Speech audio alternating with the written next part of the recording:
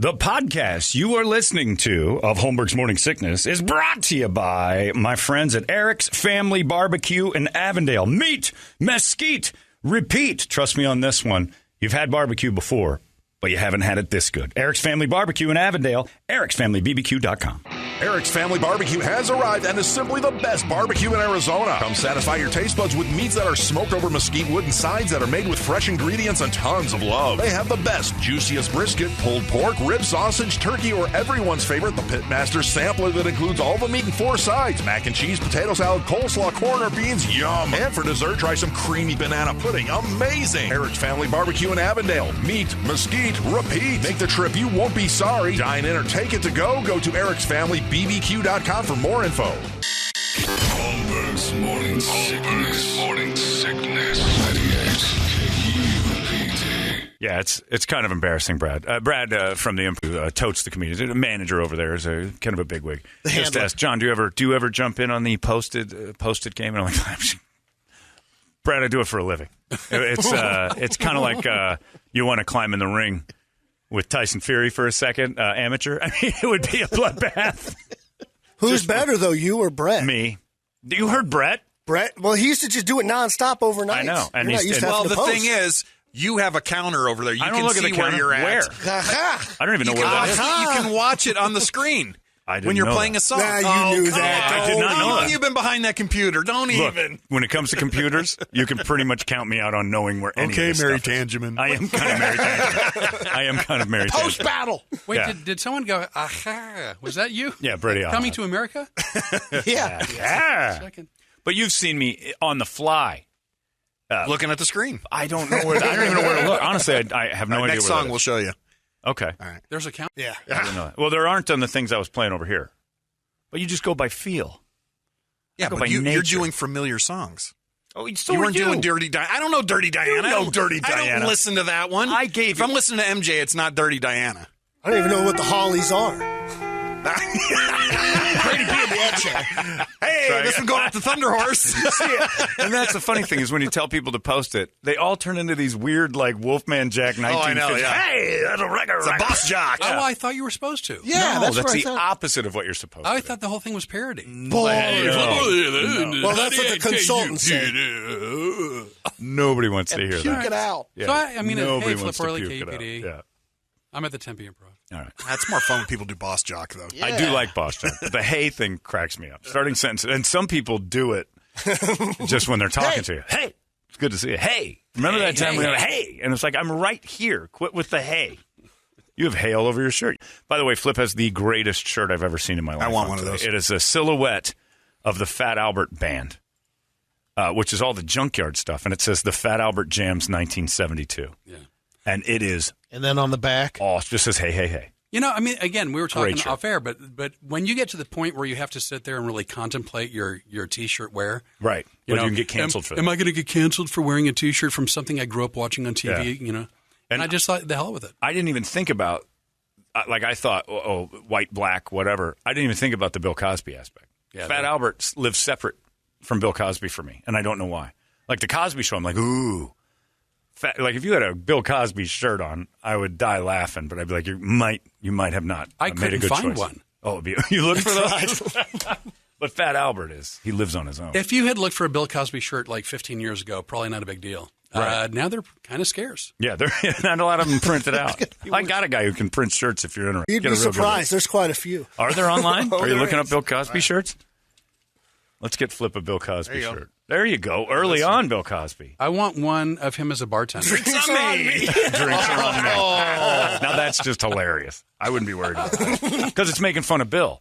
I want like what you're paying homage to the Fat Albert Show. I want one that just says the Cosby Show ruled, like something that makes you like Bill. Put him in a sweater. What's that say? Look, either we effing or I'm effing. Oh, or either we're effing or I'm effing. Well, that's not a shirt I'd wear. Good morning, without Sleepyhead. Bill Cosby. I wouldn't even wear that one. Good morning, sleepy. Good morning, Sleepyhead's pretty great. Anything that makes fun of Bill Cosby is great, but that's not a Bill Cosby shirt. No. There's one. This one? The one that's just 25 pictures of Bill. Yeah, that's solid. Yeah, and the one in front is him in a sweater. That makes sense. Yeah.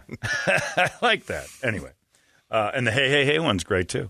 Anyway, A free Cosby shirt.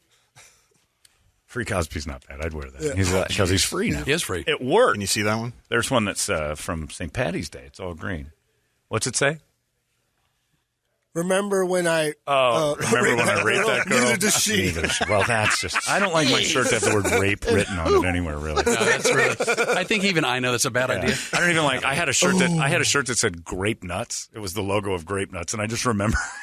That's weird. It's just the word rape was too prominent, like popping off my shirt, even with the G next to it. The Grape Nuts logo was cool, though. I didn't wear that shirt very often. I'll bet you. I told you I have a shirt with Anne Frank on it. Yeah. It's a picture of Anne Frank. And Fun shirt. you made it worse. I was just like, is she peeking out the closet? I'm like, no. Peekaboo. Is it all clear? All clear. Is it all clear? It's an ad for a business that does secondhand furniture called My Sister's Attic. Really? No. Oh, my God, that would be the best. No, I wanted it to be true. I did, too. When it popped in my head, I'm like, God, that's actually really good. Anyway, it's time for the entertainment drill. It's brought to you by our friends at reactdefense.com, the home of Tactical Black self-defense training. I was there yesterday. We did a bunch of gun defense stuff. If you're in the room next to Flips, you might need that. But it's tons of stuff that we went through. We broke down 20 different things just to kind of get me up to speed, like where are you at, John? Like, let's see what you've learned. Man, I've got 30 or 40 different things that they've taught me. I'm like, Jesus, it's like second nature now. It's amazing. Self-defense, gun, like disarming, the knife training, 360, all of it is unbelievable. And this wacky world like Brady and I experienced last Saturday night just can pop up in front of you. A dude with a gun starts, we were in Vegas, and some guy started to kind of half attack a lady right in front of us at the Aria. Wow. And I noticed he had a gun in his back belt, like in his waistband.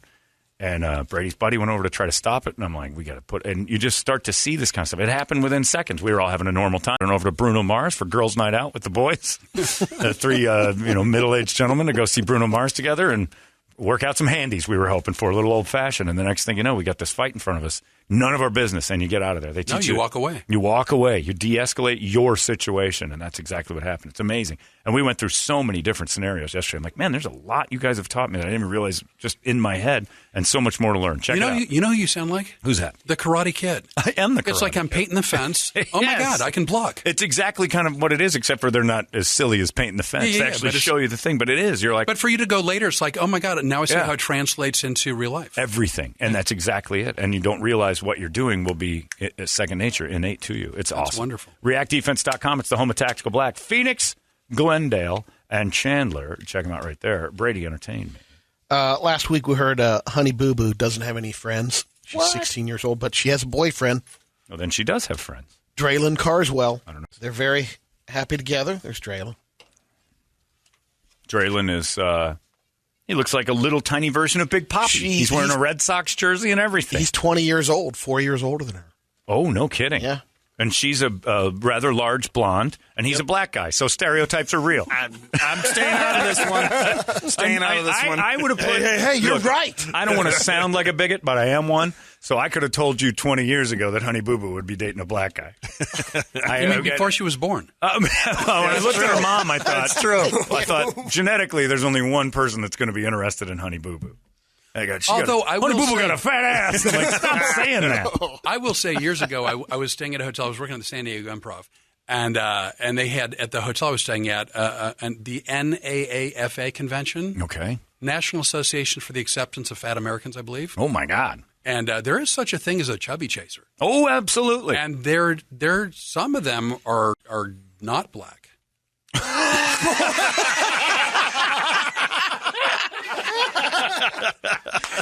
And that surprised you, right? No, you were shocked. But again, with John going, I could have called it. Flip, that is bullshit. I'm just, like you said, 20 years ago, I remember. Stop spreading your lies. It was the weirdest thing to see these people in wheelchairs that were the size of love seats with mountain bike tires. Yeah. Oh, yeah, they're going off-roading together? No, it's just they needed the support. Oh, wow. They had to get some B.F. Goodrich mud terrains on them. All right. Well, thanks for that. I'm not doing myself any favors. No, you're not at all. James McAvoy did a movie called My Son where he didn't have a script, but everyone else did. So he was the only one that didn't have it, so he went around improving every scene. But he had to know the direction of the scene, or he'd screw everything up. Because that would. They're saying, I think he knows the premise of the movie. Right, because the continuity of the movie have an arc, and if he's doing something that screws that up, they got to rewrite everything. But like when Michael Scott would just on The Office, the guns out, no matter what's going on. But here's the thing: if he doesn't have a script, right, and they say their line and he doesn't respond appropriately, then how does their next line make sense? Well, that's up to the writers. They have to start kind of improving too. Yeah, you'd think the movie hits Peacock in 2 weeks because that's what Curb Your Enthusiasm is. Right. Is that they know the scenario, they don't know. Yeah, but everyone's sort of going off in that direction. Yes, and that's the thing. We had J.B. Smoove said that two possibilities. Right. And Larry takes one or the other. And then you have to react off that. Yeah, that's fine. And your job is sometimes to go, you're going this way. And they just tell you that, and then it's a free-for-all. But that show is just brilliant. Paramount is delaying the release of 3 big movies due to COVID. Top Gun, Maverick. Still? That's like the 5th time that thing's been delayed now. That means it's November 19th this year. It's pushed to May 27th of next year. Okay. Mission Impossible 7. Ton, the variant. Right. Maybe that's the Mission Impossible 7. That was supposed to be out May 27th of next year. Now it's September 30th. Yeah. Cruise is holding all his movies back now. And then Jackass Forever. Yeah. Well, that got pushed February. back. No kidding. It's supposed to be out in October. All right, wrap it up. We got to go. All right. Some Showtime did a documentary on the Weekend Super Bowl halftime show. If you're excited about that. I'll tell you this. Yeah. His videos that built up to that are all, I don't know if his whole album, he did a video for each song. Have you seen this? Have you watched this? Yeah. You would love this, Brad. That's why he had the bandages and stuff on his face. Every video builds up to what the Super Bowl performance was. What you thought was, why they're doing the Super Bowl performance didn't continue the story, which was a disappointment to the people who had followed along. But that's why he always had bandages and he looked weird. Yeah. It's because throughout those videos, he was building a movie. Oh. So if you watch the thing, you're like, oh, it all starts to make sense. But then the Super Bowl show, he didn't add to it. I might have liked the show a little bit better if I'd have known. You wouldn't have. You'd have actually been disappointed. Oh, really? Okay. You'd just known why he looked the way he did. And why all those dancers were dressed just like him with those bandages. I saw that. With the jock straps on their face and stuff. Yeah, I hated it. Yeah. Absolutely hated it. Flip's review is accurate because I like The Weeknd. And that made me go, well, this is this. Oh, that's the name? I thought you... Weeknd. I didn't. The Weeknd. I didn't. Weeknd. I'm not a fan. You didn't like it? I like Michael McDonald. Do you like Michael McDonald better? More. All right. Yep. Yeah. Hey, it's great to be in the air chair. I think you just did Fat Albert McDonald. Hey. All right, let's get the heck out of here. Flip Orley's at the Improv tonight, Saturday, and Sunday. Check it out at tempimprov.com. As always, good to see you. We'll see you in a couple weeks. You know what? I would drive in for that. Let's do it. We'll have him back in here. Flip Orley is always a pleasure. One of the best shows you've ever seen because it's different than anything you've ever watched. So go check out Flip this weekend. 1 tonight, 2 Saturday, I'm guessing, 1 Sunday. Yep. Perfect. There you go. That's it for us. Thanks, Jeremy. Thanks to everybody for the Operation Hydration this season. It is over. Another rousing success. We had one massive donation that kind of stands above all, but every single one of them counted, and everything went to the cause the right way. We're done. Larry's coming up next. You guys have yourselves a great Thursday. We'll see you tomorrow in the morning sickness. So long. Yeah, I want it. You really, really, really want it? Yes, I really want it. You've been listening to Holmberg's Morning Sickness Podcast, brought to you by our friends at Eric's Family Barbecue in Avondale. Meet, mesquite, repeat. Eric'sFamilyBBQ.com.